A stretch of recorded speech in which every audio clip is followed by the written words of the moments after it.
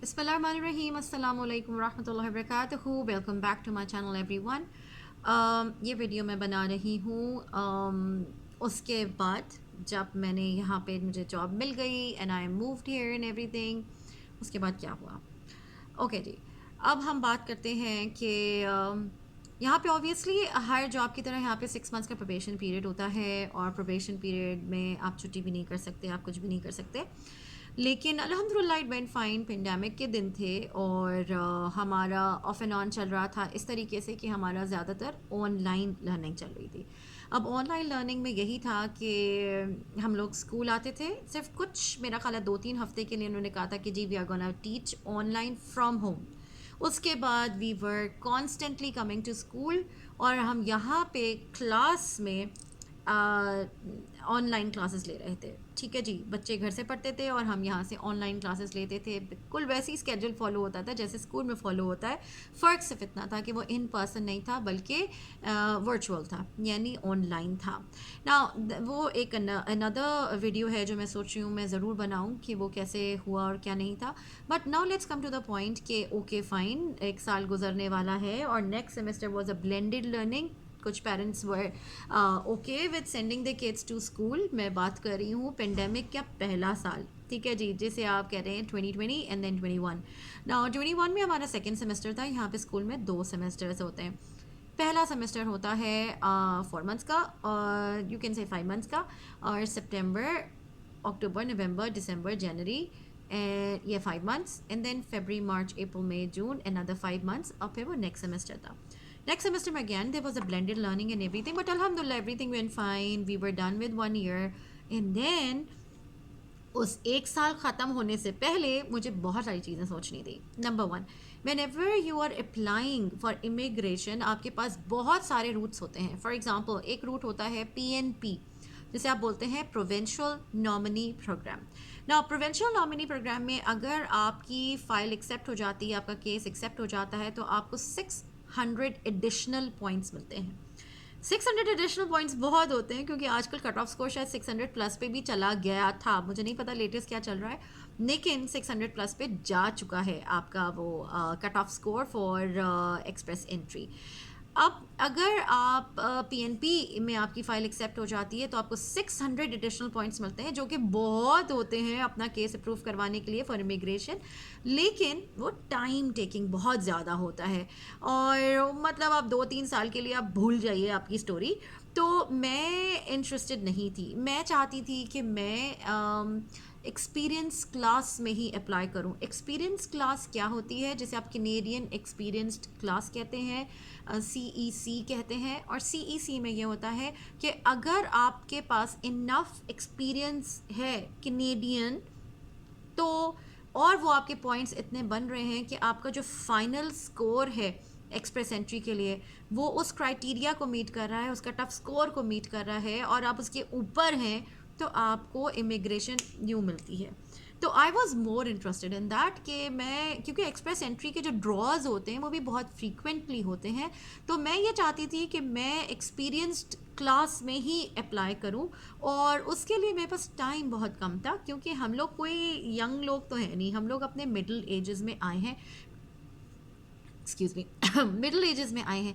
Middle ages में ये होता है कि अगर आपने उनका स्कोर का जो पूरा क्राइटेरिया देखा हो, तो विद एवरी पासिंग ईयर, यानी आप जैसे जैसे बड़े हो रहे हैं, मैं बुरा तो नहीं बोलूँगी, जैसे जैसे आपकी एज ज़्यादा हो रही है उससे क्या हो रहा है कि आपके पॉइंट्स उतने कम होते जा रहे हैं। And then I think at the age of 45 तो पॉइंट्स मिलते ही नहीं है फिर, ठीक है ना, 45 या 46 समथिंग लाइक दैट। अब मसला ये था कि मेरे पास था टाइम कम, ठीक है, और मुझे obviously with every passing year I was losing a lot of points because of my age, ठीक है। अब एक तो ये था कि एज के पॉइंट्स होते हैं, फिर आपके आयल्स के पॉइंट्स होते हैं। आयल्स का score has to be really good, ठीक है। आप कोशिश करें कि आपका अगर आउट ऑफ 9 है इन एवरी कैटेगरी, यानी listening, reading, writing and speaking, तो ट्राई योर बेस्ट कि आप जितना मैक्सिमम ले सकते हैं आप लें, क्योंकि उससे फिर आपके पॉइंट्स ज़्यादा बनते हैं ना। ये 2 चीज़ें हो गई।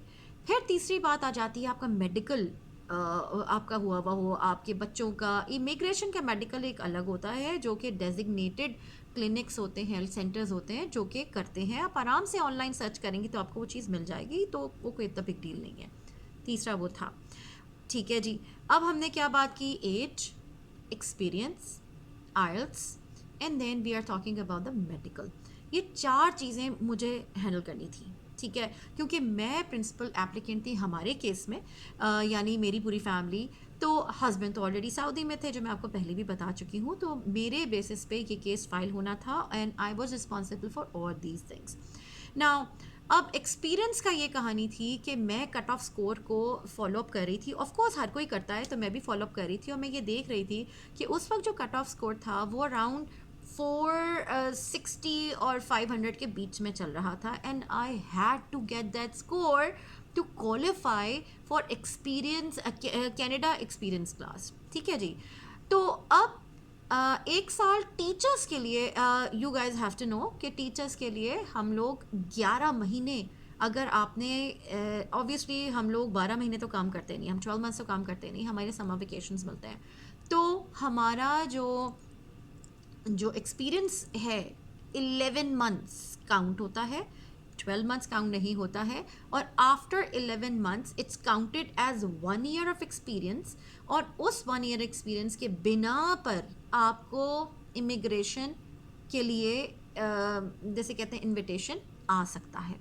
ठीक है, I am repeating my self. बाकी जितनी भी जॉब्स हैं उनमें 12 मंथ्स का होता है, लेकिन हमारे लिए टीचर्स के लिए 11 months is enough. 11 months count होता है एक साल, और आपको उसके बिना पे इनविटेशन आ सकता है। ना मैंने अपना अपना दोनों बच्चों का मेडिकल करा के रेडी करके उसके रिज़ल्ट्स को, जो आप, I hope you guys know, जो लोग इमिग्रेशन के लिए अप्लाई करते हैं, आपको एक एक्सप्रेस एंट्री प्रोफाइल क्रिएट करना होता है उसके वेबसाइट पे जाकर, और एक्सप्रेस एंट्री प्रोफाइल में आपके पास जो जो चीज़ें आती रहती हैं आप उन्हें अपलोड करते रहते हैं, ताकि आपकी सारी डॉक्यूमेंटेशन कंप्लीट हो, और फिर आप समझें जो जो चीज़ें होती जा रही हैं। फॉर एग्जांपल मैंने मेडिकल कराया तो मेडिकल एग्ज़ाम अपलोड कर दिया। उसके बाद एंड रिमेंबर, मेडिकल एग्ज़ाम वो आपको देते नहीं है, जो टेस्ट रिजल्ट्स होते हैं उसके अंदर क्या होता है, आपका ब्लड टेस्ट होता है, आपको यूरिन टेस्ट करवाना होता है, फिर आपका आई है या बेसिक मेडिकल एग्जामिनेशन होता है, कोई ऐसा बिग डील नहीं होती है। Just want to make sure that you are physically and mentally healthy.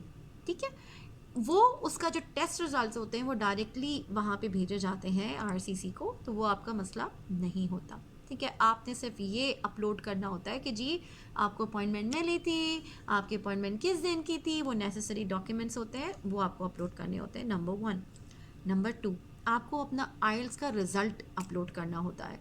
ठीक है जी, ये नंबर 2 हो गया। नंबर 3, आपको अपनी डेट डालनी होती है, एम्प्लॉयमेंट डेट, कि आपने किस दिन जॉब अपनी ज्वाइन की थी। तो वहाँ से उनका ख़ुद का जो कैलकुलेटर होता है उनके पास, उसमें वो ऑटोमेटिकली कैलकुलेट होता रहता है कि ओके जी 1 year complete. Obviously when you are a teacher 11 months is enough for you. Now अब बात आ जाती एज की। एज अगेन वही वाली बात है, आपने अपनी डेट ऑफ बर्थ डाली हुई थी तो उनको पता होता है आपकी एज क्या है। ठीक, इसी तरह से यही आपके बेसिक रिक्वायरमेंट्स होती हैं। अब हुआ ये कि जी मेरा 1 साल कंप्लीट हो चुका है। 1 साल जब कंप्लीट हो गया तो मैं अपनी फ़ाइल वगैरह सब अकाउंट्स, जो भी मेरा एक्सप्रेस एंट्री का प्रोफाइल था उसमें चीज़ों में उसको रेगुलरली अपलोड और ये सब चीज़ें करती चली जा रही थी।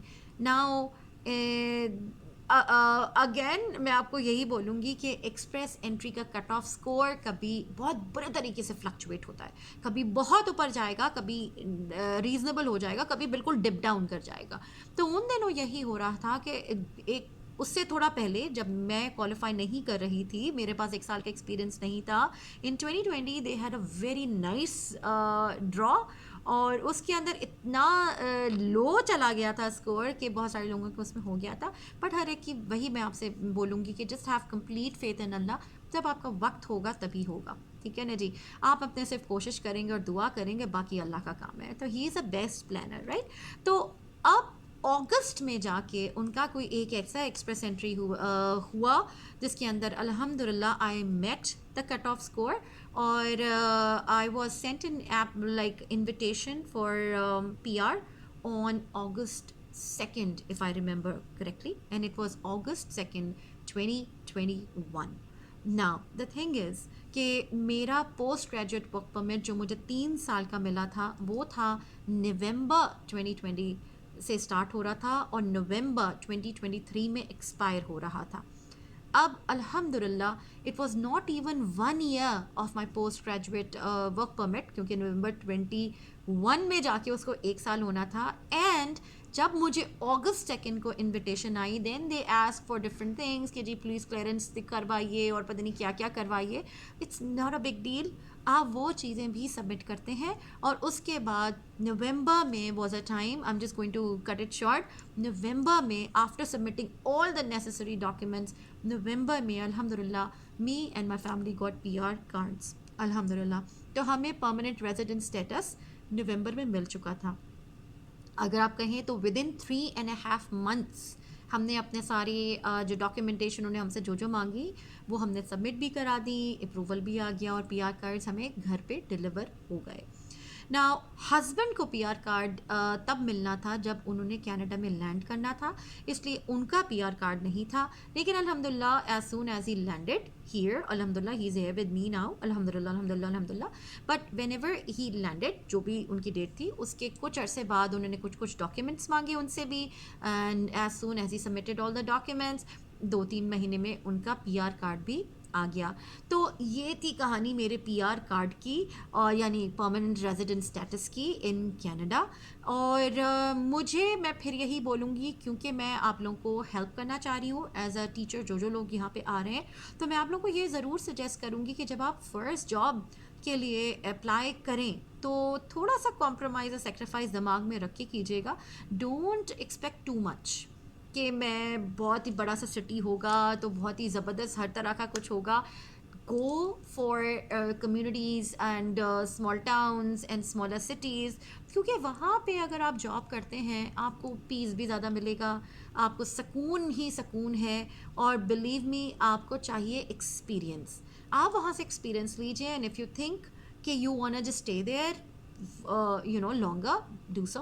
अगर आप समझते हैं कि नहीं जी आपका सेटलमेंट नहीं हो पा रहा और आप सिर्फ कुर्बानी पे कुर्बानी दिए जा रहे हैं, you want to move to a bigger town और अ बिगर सिटी और whatever, the decision is yours. लेकिन as an international candidate, if your target is to get PR, I would recommend कि शुरू में कुर्बानियाँ हैं जो हर कोई देता है। ठीक है जी। आई नो पीपल जो कि बहुत ही रिमोट एरियाज़ में भी जॉब करते हैं, ऑब्वियसली पैसे बहुत अच्छे मिलते हैं, मैं आपको फिर बता रही हूँ। और लेकिन हाँ, कुर्बानी होती है, आपकी सोशल लाइफ ज़ीरो पे चली जाती है, आप मेन एरिया से कट ऑफ हो जाते हैं, क्योंकि वो फ्लाई इन कम्युनिटीज़ होती हैं ना। फ्लाई इन कम्युनिटीज़ का मतलब होता है कि सिर्फ आप बाय एयर ट्रैवल कर सकते हैं उन जगहों पे।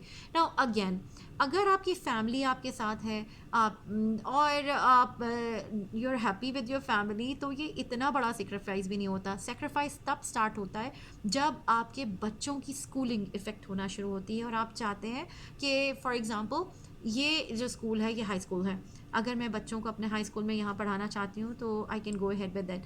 अब एक और टॉपिक ये आता है कि क्या is it worth having your kids in a small community high school, या हमें अपने बच्चों के फ्यूचर के लिए कहीं और मूव हो जाना चाहिए होता है आफ्टर अ सर्टेन टाइम। ठीक है, तो ये एक और टॉपिक है, मैं इस पर ज़रूर एक और वीडियो बनाऊंगी, लेकिन ये पर्टिकुलर वीडियो मेरी PR के मुतालिक थी। अगर आपका कोई क्वेश्चन है तो please feel free to ask in the comment section, I will be more than happy to reply. इंशाल्लाह नेक्स्ट वीडियो में मिलते हैं। Don't forget to like, share and subscribe to my channel. अस्सलामु अलैकुम व रहमतुल्लाहि व बरकातुहू।